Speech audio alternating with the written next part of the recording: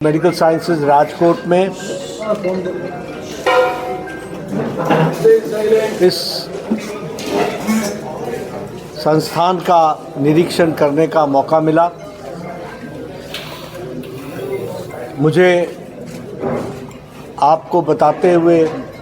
खुशी हो रही है कि जो मैंने प्रेजेंटेशन देखा उस प्रेजेंटेशन के माध्यम से मुझे ध्यान में आया कि all India institute of medical sciences Rajkot जो one of the institutes AIIMS Rajkot के रूप में आगे बढ़ रहा है, वह कोरोना के बावजूद भी और कोरोना में इसके कार्य में रुकावट आने के बावजूद भी यह अपनी गति से, तीव्र गति से आगे बढ़ रहा है। ओपीडी और आईपीडी और ट्रॉमा तीनों ही एरियाज़ में बहुत तीव्र गति से मरीज़ों का आने का काम बढ़ा है और फैकल्टी की दृष्टि से भी सरकार प्रयासरत है कि बेस्ट क्वालिटी डॉक्टर्स और फैकल्टीज़ यहाँ पर आएं और राजकोट को उच्च कोटि का संस्थान बनाकर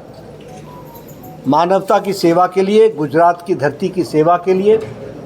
और सौराष्ट्र की धरती की सेवा के लिए ये एक अच्छा उपकरण बन सके। मुझे आज BRDL के लैब का भी श्री गणेश करने का मौका मिला, जो BSL-2 की कैपेसिटी का है और बहुत जल्द ये BSL-3 की कैपेसिटी का हो जाएगा। यह संस्थान वायरस के डिटेक्शन के लिए, जो आज अभी तक NIV Pune, national institute of virology Pune पर निर्भर होता था, वह अब अपने आप कर पाएगा और ये सेल्फ सफिशिएंट हो पाएगा।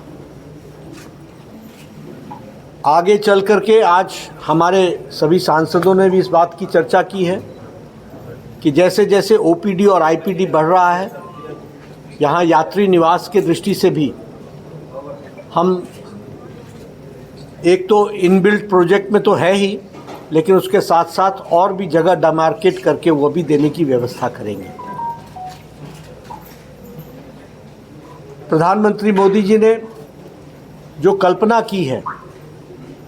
कि स्वास्थ्य की सेवा में tertiary care, higher end facility आम गरीब व्यक्ति को जो नहीं मिल पाती थी, वह उसको मिल पाए, आम नागरिक को।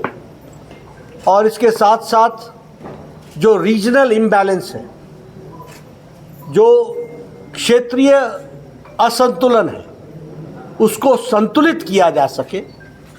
उसको संतुलित करके रखा जा सके, उसकी चिंता करने का काम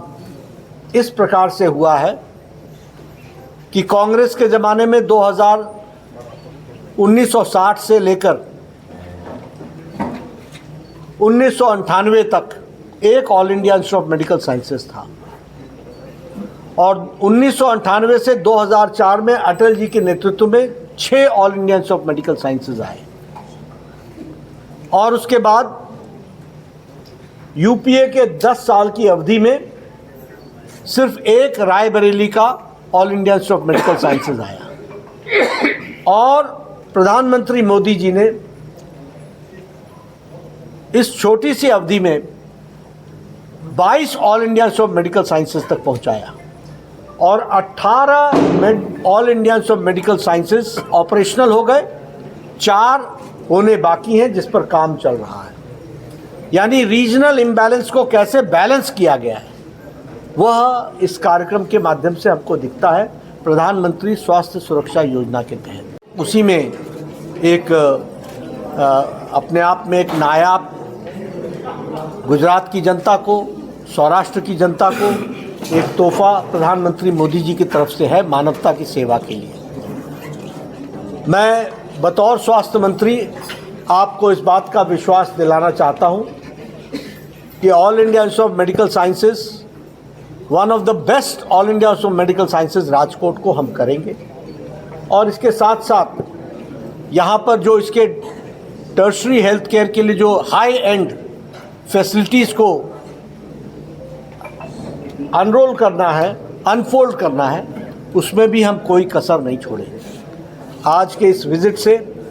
मैं यहाँ की एक्टिविटीज़ से संतुष्ट हूँ और आप सबका सहयोग मुझे वांछित हो, मुझे मिले और यहाँ हम अच्छी मानवता की सेवा कर सकें, ताकि आम गरीब व्यक्ति जो प्राइवेट में फैसिलिटी नहीं ले सकता है वो यहाँ ले सके और उसको वो पूरा हो सके, इस बात का प्रयास है। और आप सब लोग जो मीडिया के हैं उनसे भी मैं निवेदन करूँगा कि इसको हाई क्वालिटी सर्विस बनाने के लिए हम हाई क्वालिटी की फैकल्टी भी ला रहे हैं। फैकल्टी लाने में समय भी लगता है, उसमें भी आपको हमारे साथ सहयोग करना पड़ेगा, इसलिए आपका पूरा सहयोग मिलेगा, ऐसा मैं मानता हूँ। मेरे वक्तव्य के प्रारंभ में मुझे कुछ आपके का बारे में सुनने को मिला। आप सब लोग थोड़े तकलीफ़ में थे, उसके लिए मैं क्षमा याचना मांगूंगा, क्योंकि मैंने अपने तरफ से कोई कार्यक्रम रखा नहीं था और जिन्होंने रखा है मैं तो सिर्फ इस कार्यक्रम में आया हूँ, लेकिन फिर भी इसके लिए क्षमा प्रार्थी हूँ। आप ज़रूर इसको मेरी क्षमा को मान लेंगे, ऐसा मैं मानता हूँ। आपने मेरी बात सुनी, बहुत बहुत धन्यवाद।